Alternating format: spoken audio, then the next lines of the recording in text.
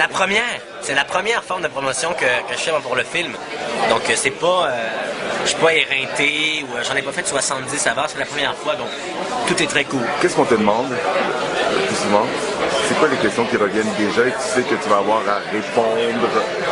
Parce que toujours... tu prépares une cassette, là. Je me prépare une cassette. Oui, ça va commencer bientôt, mais là, écoute, j'ai fait trop peu d'entrevues pour pouvoir faire une moyenne là, pour toi. OK. Je sais pas encore ce qui va revenir de manière récurrente. Non, jusqu'à maintenant, c'était diversifié. OK, je vais t'aider. En quoi tu as évolué depuis... Oui, c'est vrai. T'as raison. Depuis Les Amours imaginaires? En quoi j'ai évolué? Je sais pas en quoi j'ai évolué, mais je sais ce que j'ai appris. À chaque film, il y a une leçon, si tu veux, une leçon de métier, là, tu sais. Ne pas répéter les mêmes erreurs, tu sais. Entre Les Amours imaginaires et Laurence Anyways, j'avais hâte de me remettre au travail parce que j'avais hâte de pas répéter les mêmes bourdes que j'avais faites avant. Tu sais. Là, pour Laurence Anyways, ce que je constate beaucoup, mais ça, c'est pas vraiment ce en quoi j'ai évolué. C'est la manière dont j'ai la manière dont je vais évoluer en fait. Mais avec Laurence Anyways, ce que je réalise, c'est que quand tu es en pré-production, tu as ton scénario, puis à un moment donné, tu dois faire des choix, tu sais. Avec l'argent, avec le temps que tu as, tu dois éliminer les scènes, tu dois garder d'autres scènes. Et puis je réalise qu'on a une tendance à évacuer les petites scénettes qui paraissent sans importance a priori. Alors que c'est ces scénettes-là qui te permettent qui font en sorte que tu peux te sauver la vie au montage. Et quand tu les tournes pas, tu te retrouves avec des plans séquences de 8 minutes, puis t'es un peu baisé, tu sais. Donc ça, je te dirais que c'est ça en quoi j'aimerais évoluer éventuellement, c'est apprendre à choisir en pré-production les scènes qui sont importantes à tourner et les scènes qu'on va sacrifier parce que on doit s'adapter à un horaire de tournage. C'est un peu un vocabulaire de nerd, là, mais c'est ça, si tu me demandes. Au départ, pour Laurence Anyways, c'était 60 jours de tournage, on a fait 55. Donc, tu as dû couper. Est-ce que il y a des scènes que tu regrettes déjà? Que je regarde d'avoir tourné, De ne pas avoir tourné. Oui.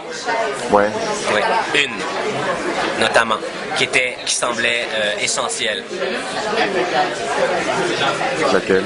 Juste une seconde, s'il vous plaît. Laquelle? Laquelle? T'as pas vu le film, les gens l'ont pas vu, c'est pas pertinent d'en parler maintenant, mais c'est une scène, si tu veux.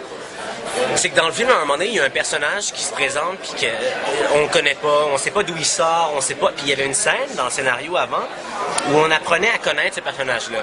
Et donc, dans la grosse scène où ce personnage-là était mis en vedette, le spectateur, puis moi, incluant tout le monde, on passait pas 2 minutes à se demander c'était qui, c'était quoi son nom, d'où il venait, pourquoi on le voyait. Et il y a un certain temps qu'on investit à essayer de comprendre ce qu'on crisse là, en fait.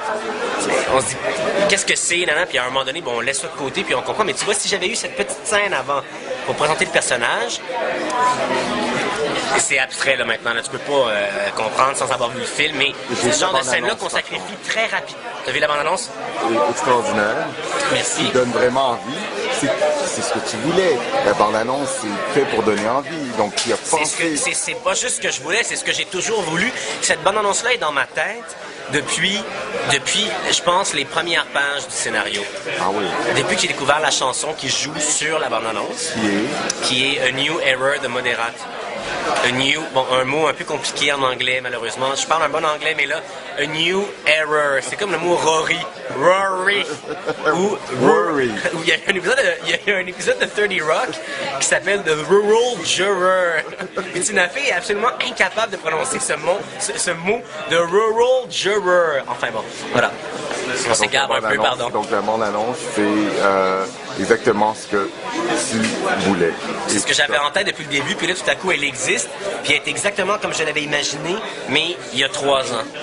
Et c'est très satisfaisant. Qu'est-ce que tu réponds aux gens quand ils disent que tu vas aller à Cannes avec le film? Ben, je réponds que je le sais pas encore. Est-ce que tu aimerais ça? J'aimerais ça. Les gens me demandent est-ce que j'y pense, tu sais. Oui.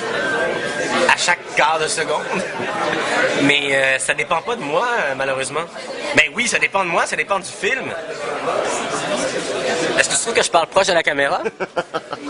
Trop proche? Bon, en tout cas, on te le souhaite. Merci. Puis on a besoin de toi. Regarde, il y a 3...